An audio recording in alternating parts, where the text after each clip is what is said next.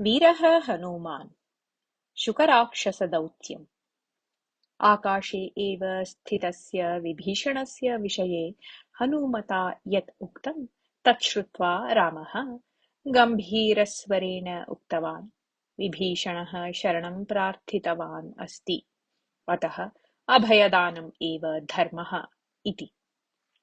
विभीषणः सज्जनः स्यात् नाम, किन्तु विभीषण-रावणयोः मध्ये यः कलहः अस्ति तन्मध्ये अस्माकं प्रवेशः उचितः न भवेत्।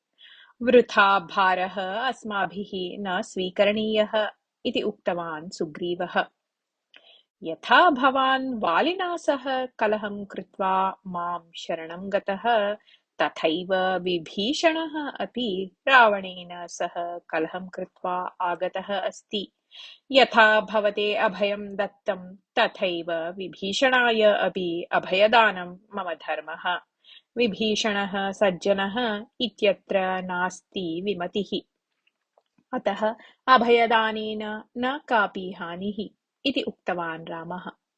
अग्रज, अस्माकं मारणार्थं रावणः एव विभीषणं न प्रेषितवान् इत्यत्र कः विश्वासः? अतः सुग्रीवस्य वचनं चिन्तनयोग्यम् अस्ति इति उक्तवान् लक्ष्मणः। रामस्य दृढः निश्चयः। शरणं सम्प्रार्थ्य यः आगतः तस्मै अभयदानस्य निराकरणम् अधर्मः पापकरं च। विभीषणवेषेण यदि रावणः एव आगतः स्यात् तर्हि अपि अहम् अभयं दद्याम् एव। अतः इदानीं विभीषणस्य स्वागतीकरणम् एव योग्यम् इति उक्तवान् रामः। रामः भयशङ्कादीन् अतीत्य तिष्ठति इति ज्ञातवान् सुग्रीवः। जाम्बवादीनां खेदः न स्यात् इत्यतः मया तथा उक्तम् इति उक्तवान् लक्ष्मणः। रामः मन्दहासं प्रकटितवान्। सुग्रीवः ततः गत्वा विभीषणम् आनीतवान्। विभीषणः तत्सहचराः च रामं साष्टाङ्गं नमस्कृतवन्तः। अहं लङ्काधिपतेः रावणस्य तृतीयः अनुजः। रावणः मां तीक्ष्णैः वचनैः निन्दन् अपमानितवान्, अतः भवन्तं शरणं गतः अस्मि। मम कुटुम्बं, गृहं, बान्धवान्, सम्पदं च परित्यज्य आगतवान् अस्मि। अहम् इदानीं निर्गतिकः इव। भवान् एव शरणं मम इति रामम् उक्तवान् विभीषणः। एतानि वचनानि श्रुत्वा रामः नितरां सन्तुष्टः। रावणस्य बलाबलं विवृणोतु तावत् इति विभीषणम् उक्तवान् सः। तदा विभीषणः उक्तवान्, रावणं गन्धर्वः, नागः, राक्षसः, भूतगणः वा जेतुं न अर्हति, यतः तेन तादृशः वरः ब्रह्मणः अनुग्रहात् प्राप्तः। मम अन्यः अग्रजः कुम्भकर्णः पराक्रमेण इन्द्रसमानः। रावणस्य पुत्रः इन्द्रजित् अभेद्यं कवचं धरति, अदृश्यतां प्राप्तुं समर्थः च। सः अदृश्यः सन् एव युद्धे अग्निवर्षणं कर्तुं शक्नोति। रावणस्य सेनानायकाः तु दिक्पालकान् अपि पराजितान् कर्तुं समर्थाः। कामरूपिणः राक्षसाः लङ्कानगरे बहवः सन्ति। एतादृशं विशिष्टं बलम् अस्ति इत्यतः एव रावणः दिक्पालकान् जितवान् अस्ति इति।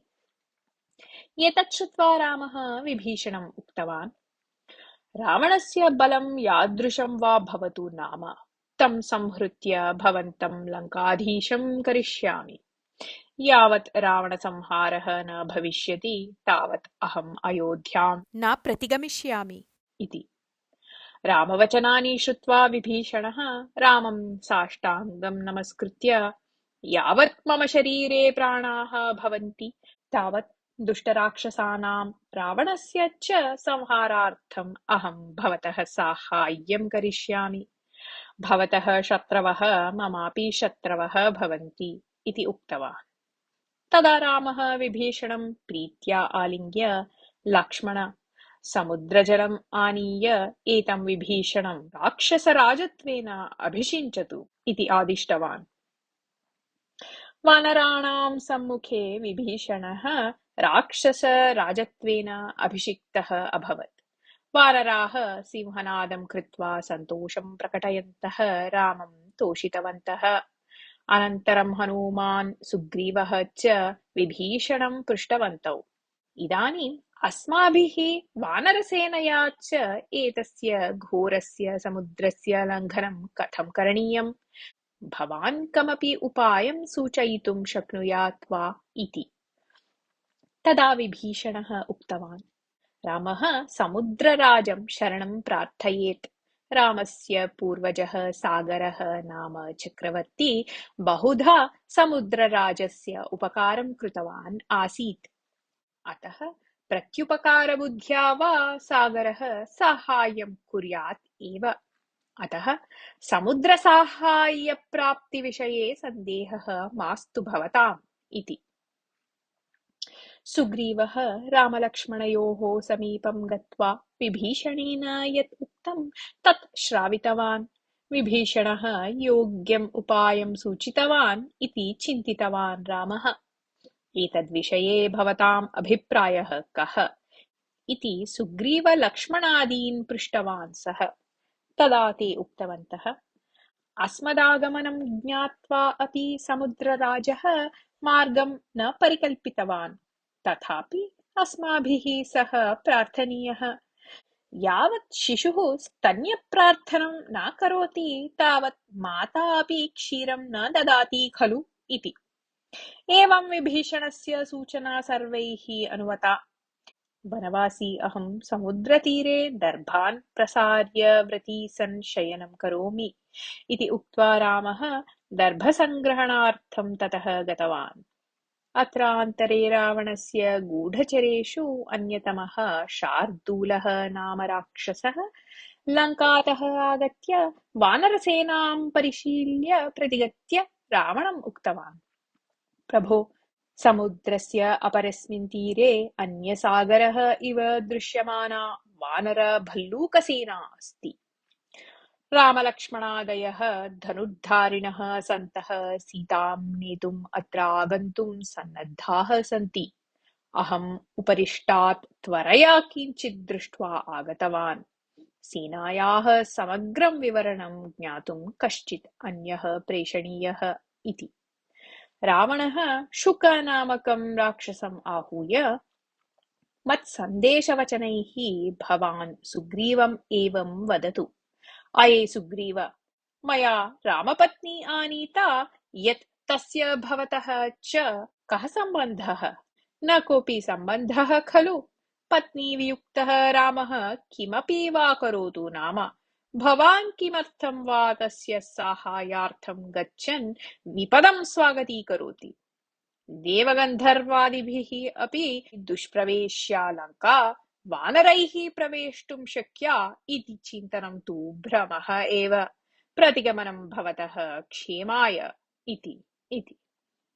एतं सन्देशं स्वीकृत्य राक्षसः शुकः पक्षिरूपं प्राप्य वानरसेनासमीपं गतवान्।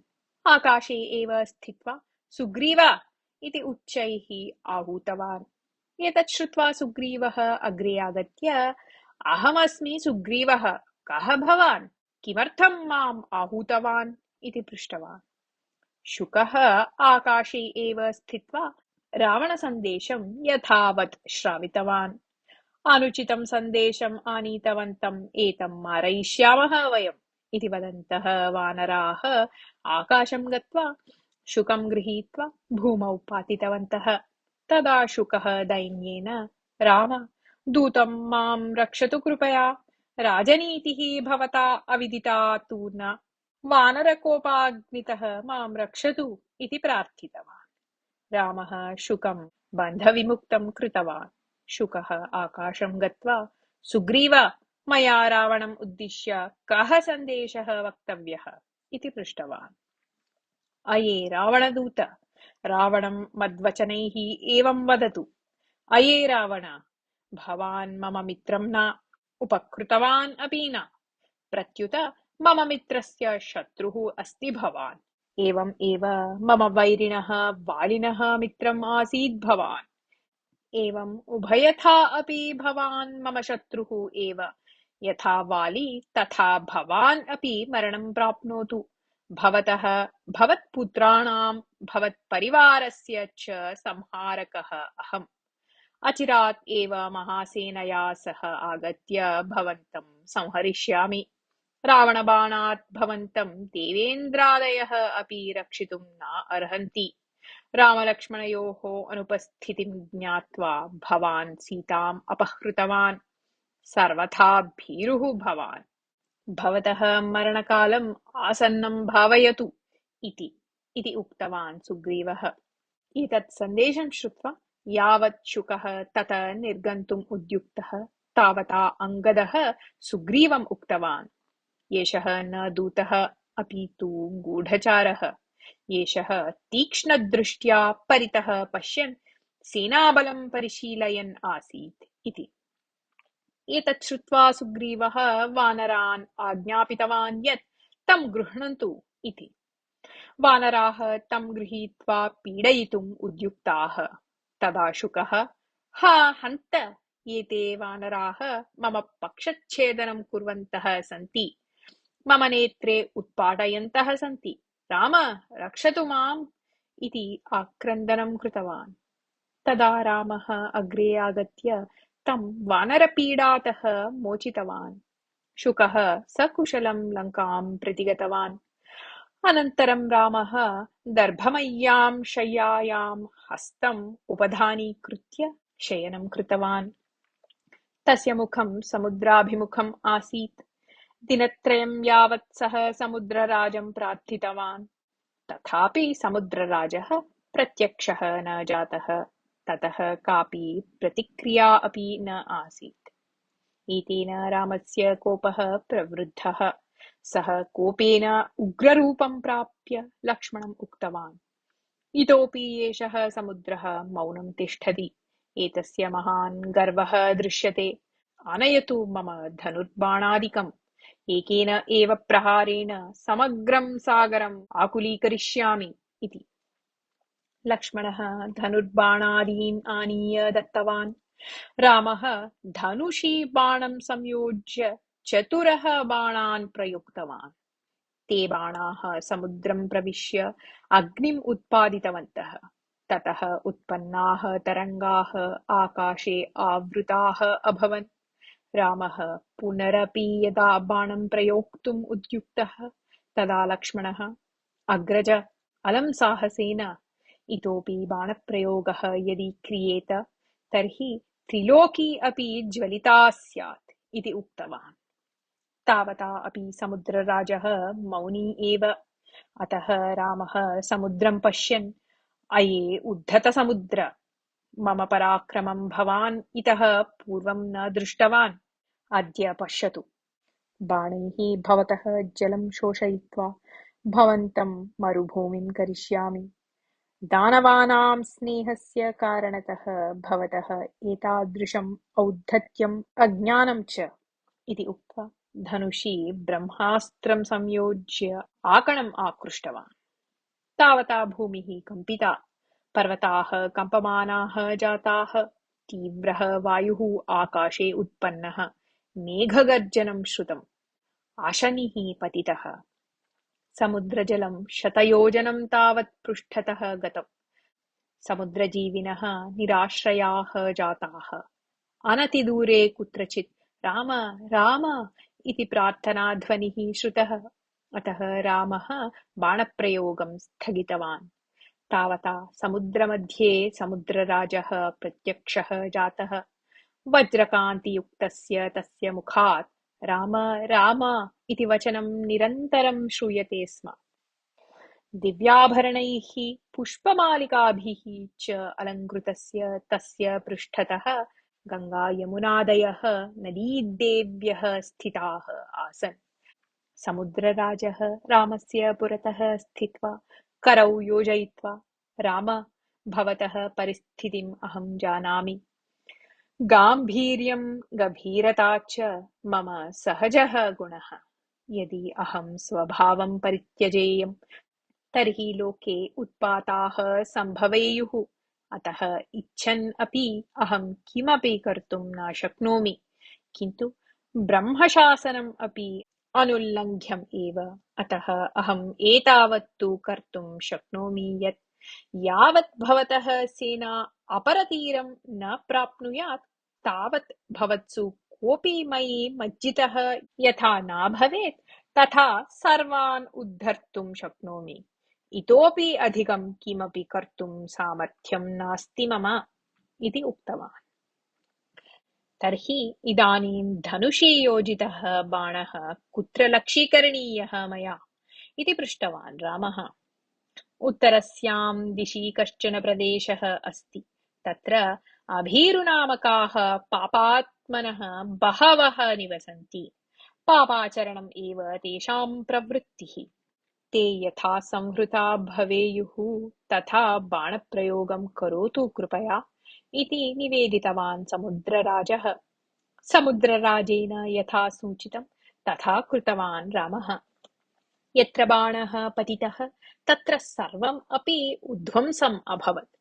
महान् गर्तः तत्र जातः। स च प्रदेशः समुद्रजलेन आक्रान्तः अभवत्। तच्च स्थलम् एव व्रणकूपः इति ख्यातम्। अनन्तरं समुद्रराजः रामम् उद्दिश्य, राम, भवतः सेनायां नलः नाम विश्वकर्मपुत्रः अस्ति। सः समुद्रस्य उपरि सेतुं निर्मातुं समर्थः। तेन निर्मीयमाणा सेतुः समुद्रे निमग्ना यथा न भवेत् तथा अहं सेतुम् उद्धरामि। भवान् च जयशाली भविष्यति इति उक्त्वा रामस्य अनुज्ञां प्राप्य अदृश्यतां गतवान्। रामेण पृष्टः नलः एवम् उक्तवान्, आम्, अहं विश्वकर्मणः पुत्रः। विश्वकर्मणः विशेषवरः अपि प्राप्तः अस्ति मया। समुद्रस्य उपरि सेतुं निर्मातुं निश्चयेन शक्नोमि अहम्। वानराः अत्र साहाय्यं कुर्वन्तु। सेतुनिर्माणार्थम् आज्ञापयतु माम्। समुद्रक्रमणसमस्यां परिहरिष्यामि अहम् इति अनुवर्तते।